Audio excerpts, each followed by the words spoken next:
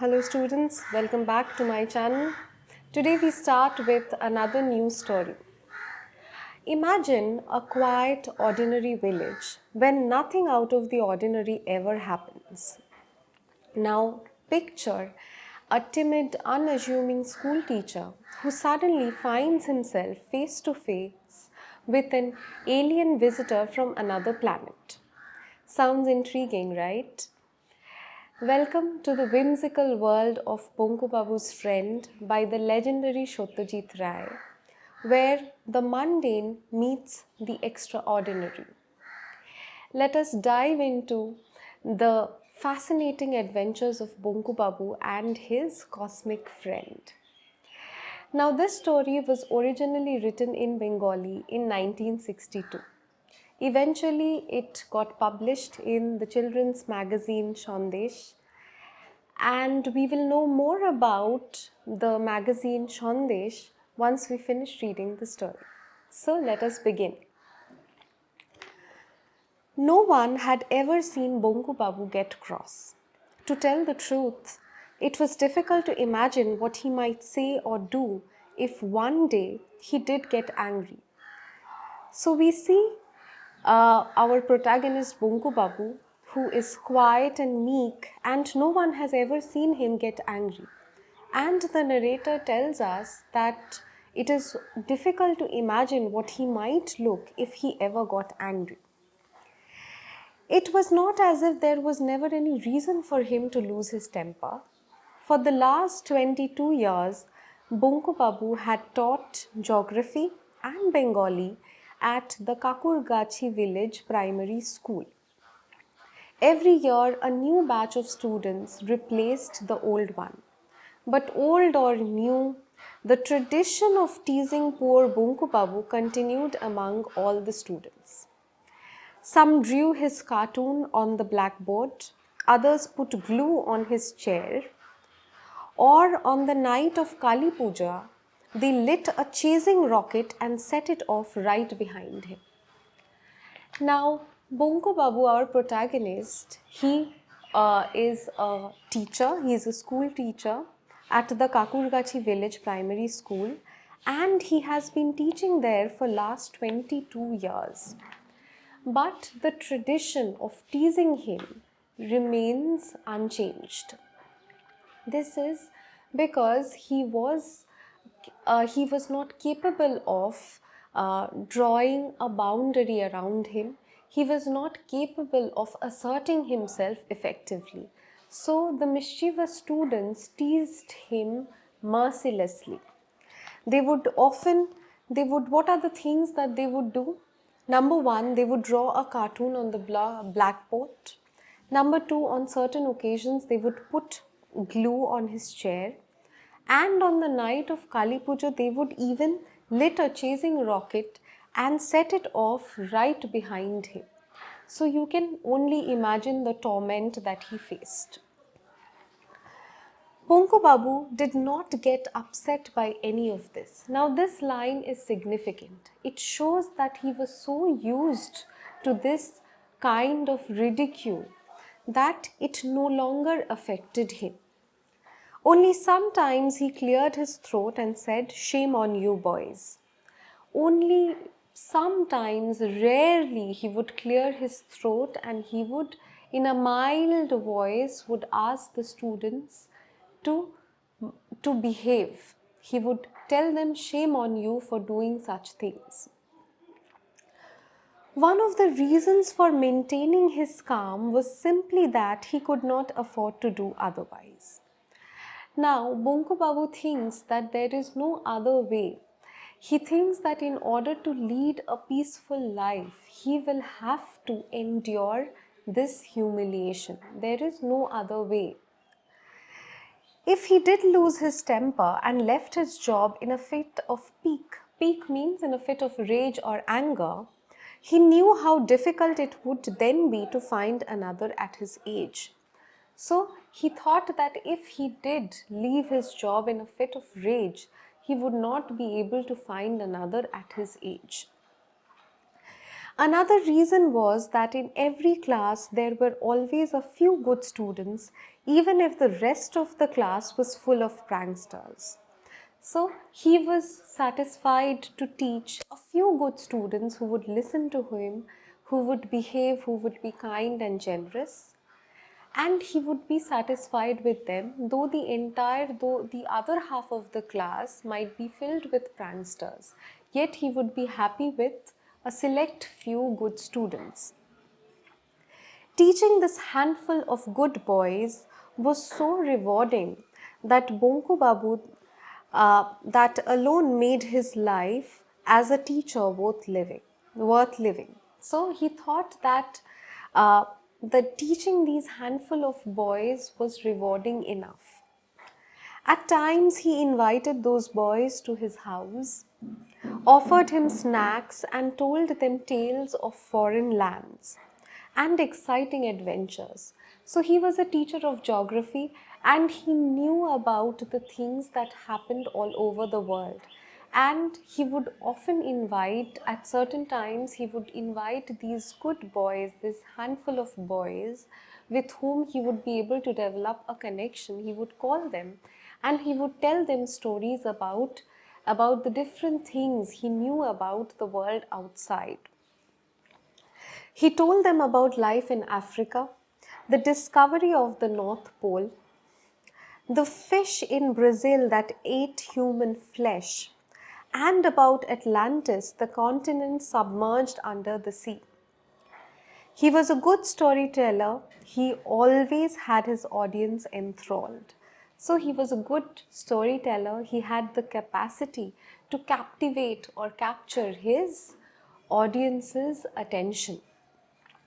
Now, please note down the tales that he used to tell his students because you might get questions from here. So, these details are important and you can underline these details while we read through the text. During the weekend, Bonku Babu went to the lawyer Shripati Majumdar's house to spend the evenings with other regulars. Now, Shripati Majumdar was a lawyer and he was an important member. He was a man of great authority, we will soon find out.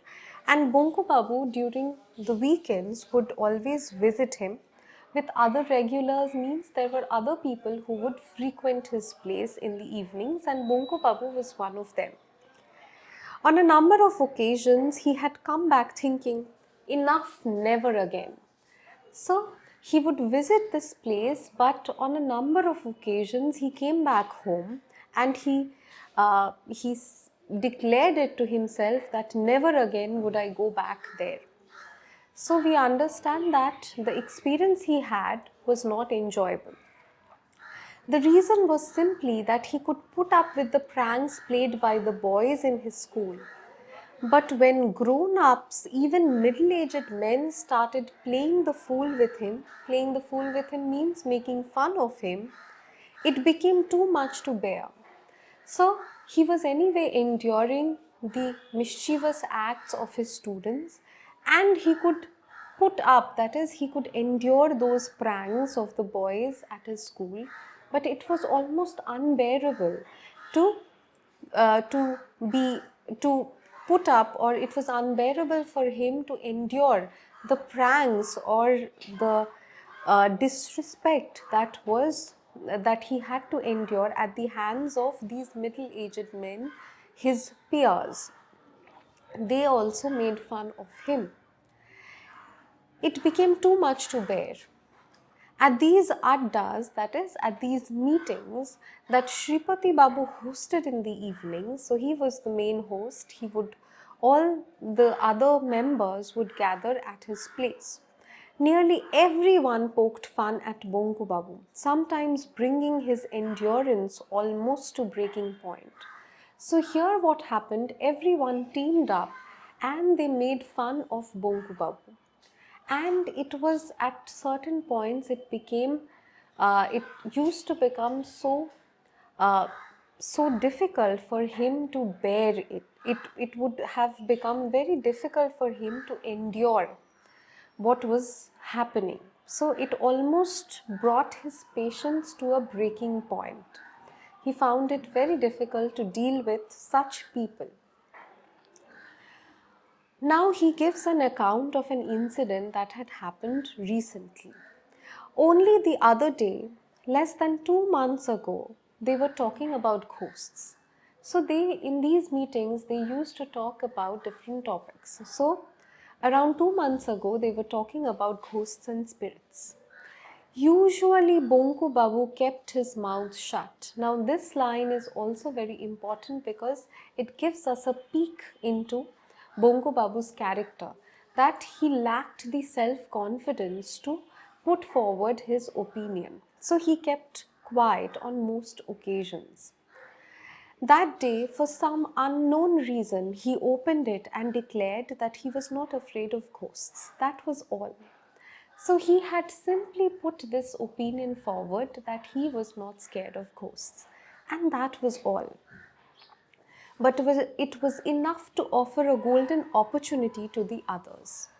On his way back home, later that night, Bonku Babu was attacked by a spook. Spook is within single quotes. It shows that he was attacked by a spirit, but it is doubtful whether it was truly a spirit. As he was passing under a tamarind tree, a tall, thin figure leapt down and landed on his back. As it happened, this apparition had smeared black ink all over itself. So this apparition, this spirit or this man who was dressed as spirit, he has covered himself with black ink all over itself, possibly at the suggestion of someone at the meeting. So he understood that this was a prank that was played on him, and the idea of the spirit being covered with ink was given by someone at the meeting itself. Now these people with him, these middle-aged peers with him, Bonku Babu usually associated, or he went there, they entertained themselves by ridiculing Bonku Babu. They entertained themselves by making fun of him. Bonku Babu was not frightened. He was not at all frightened by this apparition, by this spirit, by the person who was dressed as a spirit. But he was injured. Since the apparition, you see that the figure leapt down and landed on his back. So he got hurt. He was injured. For 3 days, his neck ached. For 3 days, he was injured. His neck was aching. It was hurt. Worst of all, his new kurta was torn and it had black stains all over. So not only was he hurt, but his new kurta was torn and it was covered with black ink. Now he ends the paragraph with a rhetorical question. What kind of a joke was this? Now it indicates that this was not a joke. It was rather a humiliation, a torture that he had to endure. This is not a joke because it has crossed Bonku Babu's personal boundaries. It has targeted Bonku Babu, this joke as they call it. It has targeted Bonku Babu and it has caused him immense displeasure. It has hurt him a lot. So this cannot be called a joke at all. It is the ridicule and the humiliation that has been purposely he has been purposely subjected to this kind of humiliation. Even so, Bonku Babu had to come to these meetings. If he didn't, what would Shripati Babu think? Now, even after all of this, he still had to go to these meetings because he was scared what would Shripati Babu think. So he was scared of Shripati Babu's disapproval. This tells us a couple of things, not only about Bonku Babu's character, but also about the fact that how these unjust social hierarchies pressurize an individual, and how People who are subservient or diffident like Bonku Babu, how they put undue weightage to such men whom he considered as very important. He was an important member in the school committee. So he thought that his opinion of Bonku Babu was very important, but he he does it at the cost of his own self-respect, at the cost of his own individuality. Now, Shripati Babu, he was not only a very important man in the school committee and in the village, but he couldn't do without Bonku Babu, who would provide amusement to all. Now, it was not that Shripati Babu held Bonku Babu in a very high regard. He was there and Shripati Babu wanted him there so that he can provide amusement or entertainment to all. And what are these amusements? When everyone will poke fun at Bonku Babu, that would be entertaining and amusing for all of them. That's it for today. Now stay tuned to catch the next part of the story, and we will try to find out what happens next. Will Bonku Babu change? What happens when an alien comes into the picture? Stay tuned to find that out. Now, if you like my work, like, share, and subscribe to my channel. Now, in the comment section, let me know, have you ever felt like Bonku Babu? Who is unable to express his own opinion? If you have felt like him, how did you overcome that hesitation? Let me know in the comment section. See you all soon. Thank you for watching.